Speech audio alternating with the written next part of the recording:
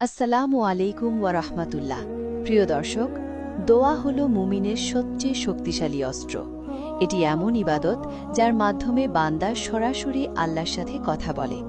ব্যবসায়ী দোয়া করেন যেন ব্যবসার উন্নতি হয়, চাকরিজীবী দোয়া করেন স্যালারি যেন বাড়ে, পেশাজীবী দোয়া করেন যেন তার ক্লায়েন্ট আসে, আবার মা বাবা দোয়া করেন সন্তানের মঙ্গলের জন্য, স্বামী স্ত্রীও দোয়া করেন দাম্পত্য সুখের জন্য।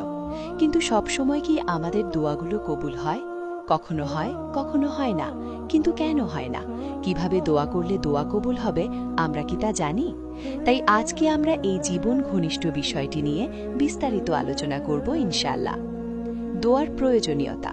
প্রিয় দর্শক, আরবি দোয়া শব্দের অর্থ হল ডাকা, আহ্বান করা, প্রার্থনা করা, কোনো কিছু চাওয়া ইত্যাদি।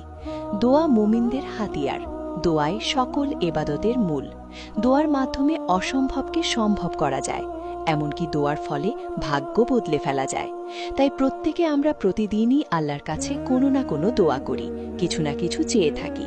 কারণ আল্লাহ নিজেই বলেছেন, আমাদের কিছু প্রয়োজন হলে আমরা যেন অবশ্যই তার কাছেই সেটা চাই। যদি আমরা তার কাছে চাই, তাহলে তিনি আমাদের তা দিয়ে দেবেন বলে ওয়াদা করেছেন।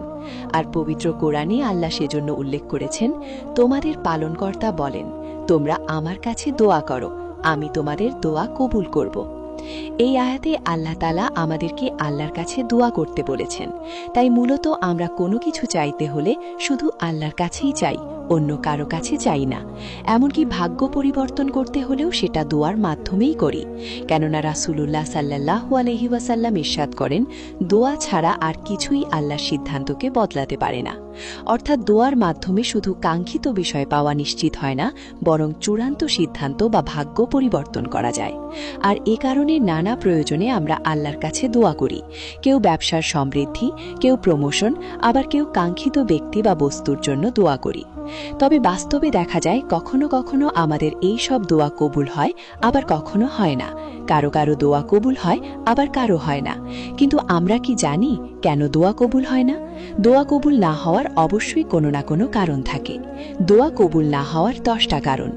প্রখ্যাত এক বুজুর্গ ছিলেন ইব্রাহিম ইবনে আদহাম রহমতুল্লাহি আলাইহি। ক্ষমতা, সম্পদ, প্রভাবশালী হওয়া সত্ত্বেও তিনি বেছে নিয়েছিলেন সুফি সাধনার জীবন। নিরঙ্কার জীবনে তিনি গুণামুক্ত থাকার প্রতি বেশি আকৃষ্ট ছিলেন। একদিন তিনি বসরা শহরের এক বাজারের পাশ দিয়ে যাচ্ছিলেন। লোকজন তাকে ঘিরে ধরল আর জিজ্ঞাসা করল, হে আল্লাহর ওলি, আমরা আল্লাহর কাছে অনেক দোয়া করি, কিন্তু আমাদের দোয়া তো কবুল হচ্ছে না। এর কারণটা কি? আমাদেরকে দোয়া কবুলের উপায় বাতলে দিন। তখন ইব্রাহিম ইবনে আদহাম রহমতুল্লাহি আলাইহি বলেন, ওহে বসরার অধিবাসীগণ, 10টি বিষয় তোমাদের অন্তর উদাসীন হয়ে গেছে। তোমরা আল্লাহ সম্পর্কে অবগত, কিন্তু তার আদেশ পালন করো না। তোমরা রাসূলুল্লাহ সাল্লাল্লাহু আলাইহি ওয়াসাল্লামকে ভালোবাসার দাবি করো, কিন্তু তার সুন্নাহ পরিত্যাগ করো। তোমরা কোরআন পড়ো, কিন্তু সে অনুযায়ী আমল করো না। তোমরা শয়তানকে নিজেদের শত্রু হিসেবে দাবি করো, কিন্তু তারই পদাঙ্ক অনুসরণ করো। তোমরা জান্নাতে যেতে উৎকৃপ, কিন্তু এজন্য পরিশ্রম করো না। তোমরা জাহান্নামের ভয়ে আতঙ্কিত, কিন্তু পাপের মাধ্যমে প্রতিনিয়ত জাহান্নামের নিকটবর্তী হচ্ছ। তোমরা স্বীকার করো মৃত্যু অনিবার্য, কিন্তু তার জন্য নিজেকে প্রস্তুত করো না। ঘুম থেকে জেগে ওঠার পর সারাক্ষণ অন্যের দোষ তালাশে ব্যস্ত থাকো, কিন্তু নিজের দোষ ত্রুটির ব্যাপারে উদাসীন। তোমরা আল্লাহর অনুগ্রহ উপভোগ করো, কিন্তু তার শুকরিয়া আদায় করো না। তোমরা মৃতদের দাফন সম্পন্ন করার পর তাদের থেকে শিক্ষা গ্রহণ করো না। প্রিয় দর্শক, ইব্রাহিম ইবনে আদহাম রহমতুল্লাহি আলাইহির এই কথাগুলোকে যদি আমরা কোরআন সুন্নাহর আলোকে যাচাই করি, তাহলে খুবই অবাক হয়ে লক্ষ্য করি, সত্যি আমাদের দোয়া কবুল না হওয়ার পেছনে অনেক কারণ থাকে। কিন্তু আমরা যদি সঠিক নিয়মে সুন্নাহ অনুসারে দোয়া করি, তাহলে আশা করা যায় আমাদের দোয়াগুলো কবুল হবে ইনশাআল্লাহ। দোয়া কবুলের 10টি গুরুত্বপূর্ণ শর্ত ও আদব। একমাত্র আল্লাহর কাছে দোয়া করা। আর সেজন্য আল্লাহ তাআলা পবিত্র কোরআনে বলেছেন, তোমরা আল্লাহর সাথে অন্য কাউকে ডেকো না। দৃঢ় বিশ্বাস নিয়ে দোয়া করা। রাসূল সাল্লাল্লাহু আলাইহি ওয়াসাল্লাম বলেছেন, তোমরা আল্লাহর কাছে দোয়া করো দৃঢ় বিশ্বাস নিয়ে যে তিনি কবুল করবেন। হালাল খাবার খাওয়া। রাসূল সাল্লাল্লাহু আলাইহি ওয়াসাল্লাম বলেন, এক ব্যক্তি দোয়া করে কিন্তু তার খাবার হারাম, পানীয় হারাম, তার দোয়া কিভাবে কবুল হবে? এতে বোঝা যায় হালাল খাবার দোয়া কবুলে গুরুত্বপূর্ণ শর্ত। বিনয় ও একাগ্রতার সাথে দোয়া করা। আল্লাহ তাআলা বলেন, তোমরা তোমাদের রবকে বিনয় ও গোপনে ডাকো। তাড়াহুড়া না করা। রাসূল সাল্লাল্লাহু আলাইহি ওয়াসাল্লাম বলেছেন, বান্দার দোয়া কবুল হয় যতক্ষণ না সে বলে আমি দোয়া করেছি কিন্তু কবুল হয়নি। আল্লাহর প্রশংসা ও দরুদ দিয়ে দোয়া শুরু করা।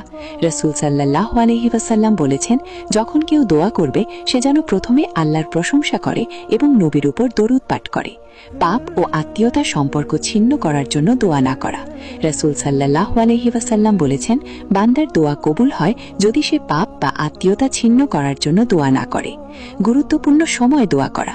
রাসূল সাল্লাল্লাহু আলাইহি ওয়াসাল্লাম বলেছেন, এই সময়গুলোতে দোয়া বেশি কবুল হয়। সেজদায়, তাহাজ্জুদে, আজান ও ইকামতের মাঝে, রোজা অবস্থায় এবং বৃষ্টির সময়। যেমন একটি হাদিসে রাসূল সাল্লাল্লাহু আলাইহি ওয়াসাল্লাম ইরশাদ করেন, সেজদার সময় বান্দা তার রবের সবচেয়ে নিকটে থাকে। হাত তুলে দোয়া করা। রাসূল সাল্লাল্লাহু আলাইহি ওয়াসাল্লাম বলেছেন, আল্লাহ লজ্জা বোধ করেন যখন বান্দা হাত তুলে দোয়া করে, তখন তিনি তাকে খালি হাতে ফিরিয়ে দেন না। আন্তরিকতা ও কান্নার সাথে দোয়া করা। আল্লাহ বলেন, তারা আমাকে ভয় ও আশা নিয়ে ডাকত। দোয়া কবুল হওয়ার 3টি সম্ভাব্য ফল। রাসূল সাল্লাল্লাহু আলাইহি ওয়াসাল্লাম বলেছেন, মুমিনের দোয়া 3 ভাবে কবুল হয়। সাথে সাথে কবুল হয়, বিপদ দূর করা হয়, আখিরাতের জন্য জমা রাখা হয়। দোয়া কবুল হওয়ার সবচেয়ে শক্তিশালী সময় হচ্ছে তাহাজ্জুদ, লাইলাতুল কদর, জুমার দিন, সেজদা এবং রোজাদারদের দোয়া। কেননা রাসূলুল্লাহ সাল্লাল্লাহু আলাইহি ওয়াসাল্লাম বলেছেন, রোজাদারের দোয়া ফিরিয়ে দেওয়া হয় না। দোয়া কবুল হওয়ার মূল চাবিকাঠি। প্রিয় দর্শক, দোয়া কবুল হওয়ার মূল চাবি হলো একমাত্র আল্লাহর কাছে যাইতে হবে, দৃঢ় বিশ্বাস থাকতে হবে, হালাল খেতে হবে, ধৈর্য ধরতে হবে, সঠিক সময় দোয়া করতে হবে এবং আন্তরিক হতে হবে। তাহলে আল্লাহ প্রতিশ্রুতি দিয়েছেন, তিনি অবশ্যই দোয়া কবুল করবেন। পক্ষান্তরে দোয়া কবুল না হওয়ার প্রধান কারণ হলো হারাম আয়, গুনহা করা, তাড়াহুড়া করা, গাফিল হৃদয় থাকা, ফরজ অবহেলা করা, সন্দেহ করা, জুলুম করা এবং দোয়ার আদব না মানা। তাই তওবা করুন, হালাল জীবন যাপন করুন এবং ধৈর্য ধরে দোয়া করুন। আল্লাহ অবশ্যই কবুল করবেন। তবে প্রত্যাশিত বিষয় তৎক্ষণাৎ না পেলে দোয়া করা ছেড়ে দেওয়া যাবে না, হতাশ হওয়া যাবে না, অধৈর্য হওয়া যাবে না। বরং অন্তরকে সজাগ রেখে উদাসীনতা পরিহার করে অনবরত দোয়া করে যেতে হবে।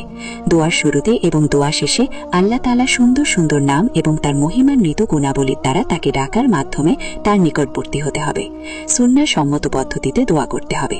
রাসূলুল্লাহ সাল্লাল্লাহু আলাইহি ওয়াসাল্লাম থেকে বর্ণিত স্পষ্ট এবং সংক্ষিপ্ত অথচ অর্থবহ শব্দ দ্বারা দোয়া করতে হবে। কেননা রাসূলুল্লাহ সাল্লাল্লাহু আলাইহি ওয়াসাল্লামের দোয়া হলো সর্বোত্তম দোয়া। দোয়া করতে হবে দৃঢ়তার সাথে। যে সকল কাজ আল্লাহকে অখুশি করে সেগুলো থেকে বিরত থাকতে হবে। আল্লাহ রাব্বুল আলামিন আমাদের সকলের ত্রুটি বিচ্যুতি ক্ষমা করুন। সবাইকে দোয়া কবুলের প্রতিবন্ধক অভ্যাসগুলি ত্যাগ করার তৌফিক দান করুন। সুন্নাত তরিকায় সঠিকভাবে দোয়া করার তৌফিক দান করুন। আমিন।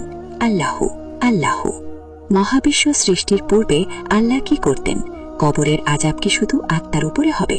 ওগো কামলিওয়ালা নবী সাল্লে আলা, দোয়া কি মানুষের ভাগ্য পরিবর্তন করতে পারে? ইলাহা ইল্লাল্লাহ কোরআন ও হাদিসের আলোকে জীবন গড়ুন। আলোর অঙ্গীকার বিডি এবং সিদ্দিকা ভয়েস চ্যানেলের সাথেই আগুন। আজকের মতো এখানেই শেষ করছি। আল্লাহ হাফেজ।